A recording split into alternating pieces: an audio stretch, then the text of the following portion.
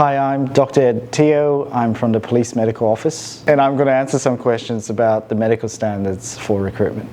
So everyone's health condition is unique and individual, and we do assess it on a case-by-case. This is an opportunity to ask and answer some general questions that I understand the recruitment branch has been receiving. But of course, as a disclaimer, this is just general advice, and obviously we do comprehensively assess each case on its merits. So neurodiversity, we are getting increasing number of applications for people with neurodiversity, and look, it's something we definitely welcome in the workforce. If anything, it makes people more individual and they contribute their own personal style to any workplace, and we do encourage that. Having said that, the individual, the worker, must still be able to perform the inherent duties of their job safely, durably, and competently. And in reality, there's only so much a job like policing can adjust or modify and accommodate for someone's neurodiversity. So we're just trying to be realistic about that as well. At the end of the day, our workplace is, operationally dynamic, it's paramilitary, it's hierarchical. So, you have to be able to follow orders, you have to be able to work in a team, and it is a physically and psychologically demanding job. So you are going to jobs, first responder, emergency situations, and it is safety critical, and it will require you to make critical decisions to ensure the safety of yourself, but also the safety of your co-workers and members of the public. So essentially, like most psychological conditions, we essentially want someone with neurodiversity to be stable. And what we would look for is, in the last year or two at least, to be able to demonstrate that in their personal, occupational, and social function, they've been coping well. So what will be helpful for those of you who have been formally diagnosed with autism spectrum or attention deficit is to get your treatment providers, such as your general practitioner or psychologist or psychiatrist, to furnish a report for us to consider. And hopefully it is a report that's comprehensive. We do have a schedule of questions that we might send out to your treatment providers to answer, to give more clarity about certain things. If you're taking medications, it's ideal you have stabilized onto a consistent dose for that medication. These may include psychotropics such as stimulant medications for ADHD. And ideally, a substantial period should be proportionate to the severity and the complexity of the condition. So we don't have a hard and fast rule for the time, but generally speaking, if it's more complex and it's more severe in its symptomatology, we would expect it to be stable for a longer period of time, or more rather, I should say, you should be able to demonstrate that stability for a longer period of time to give that reassurance and help balance out some of that risk. So look, we do have a number of people who are neurodiverse in the New South Wales Police Force. Most of them are quite functional and operational. There may be a period of time where they just need to get started on treatment and stabilize, but we continue to welcome them in our workforce. So colour vision is obviously an important part of performing your work as a police officer.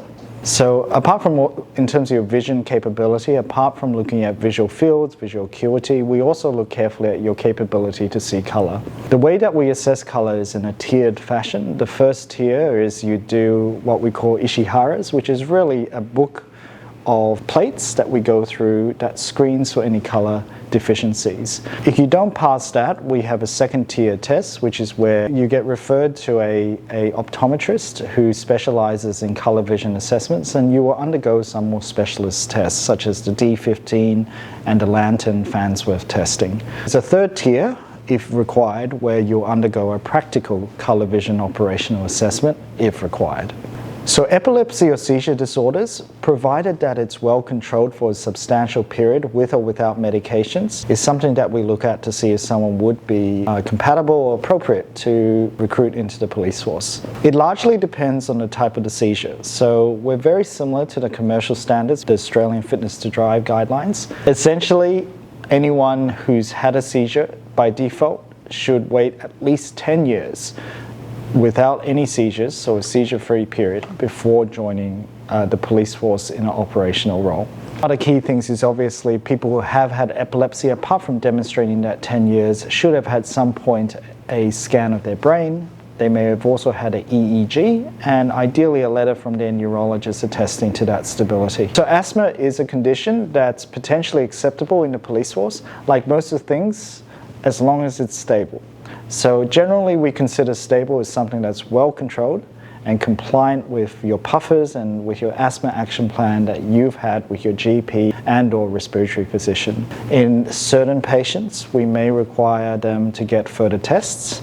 As part of the recruitment process, the doctor should be able to facilitate a basic spirometry test. There are cases where you will be referred to a respiratory specialist to undergo some more specialized tests to ensure that the asthma is sufficiently under control, and the recruitment team will help you with further instructions regarding that. Most asthmatics are able to do general duties effectively and without any issue. There are some things that you should be aware is that police are exposed to CS gas and OC spray, and sometimes the more specialized units may be required to use self-contained breathing apparatus. In those situations, there may be some additional assessments. So diabetes, as most of you may know, there's type 1 and type 2. Generally speaking, we do accept people with diabetes into the police. Like most medical conditions, we just need to make sure it's sufficiently controlled. So generally speaking, we will require a letter from your general practitioner and or endocrinologist, basically going through that the blood tests and the eye checks and the urine checks and the other diabetes cycle of care is all up to date and all the numbers are all stable and good.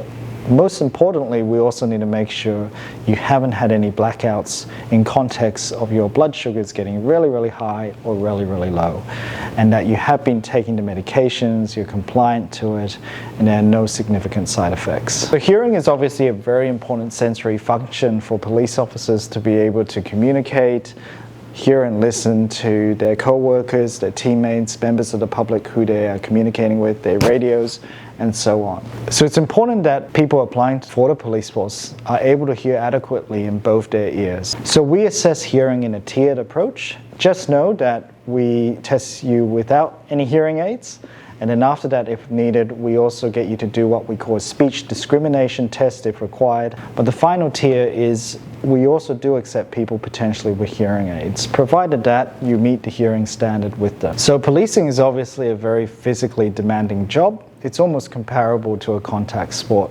Having said that, we do get a lot of police officers who have knee issues and have had many surgeries themselves. This within itself is not an exclusion criteria to join and continue working in the police force. Surgeries like ACL or meniscus repair, provided that your surgeon's happy, you've had the rehab, you're back to doing everything you can normally do at home and back to playing sports. That is, you have good functional capacity of your knee and your lower limbs that you would normally have prior to injury and prior to have the surgery. Then provided there's no significant impairment or risk of re-injury, it should not be an issue for applying. So we understand that people need to take medications as part of treating their medical conditions. Two key things to understand is ensuring that the medication you're taking, you're on a stable dose, and the medication is not giving any significant side effects that may affect your ability to do your job safely.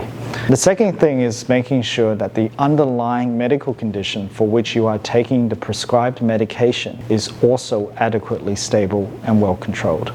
In terms of the different types of medications, there are obviously some medications that will be compatible and not compatible with safety critical operational work as a police officer. The first thing is to discuss with your doctor as to whether any of the medications you have been prescribed have any significant side effects. Generally speaking, without going through each class of medication, just be cautious about Schedule 4 Appendix D and Schedule 8 medications, such as benzodiazepines, opioids, antipsychotics, which may have a risk of impairment. The New South Wales Police Force assesses psychological conditions for its applicants on a case-by-case basis. Generally speaking, we look for a substantial period of stability to be demonstrated. We also take a proportionate approach to the complexity and severity of that psychological condition to determine how long that substantial period should be. Generally, we do require reports from your treating general practitioner and or psychologist and or psychiatrist attesting to that stability, and the recruitment branch and its doctors can help you and your treatment providers provide that report. So I hope that answers some of your questions today. If any further questions, please feel free to email the pre-employment medical provider and or get in touch with your case manager at the police recruitment branch.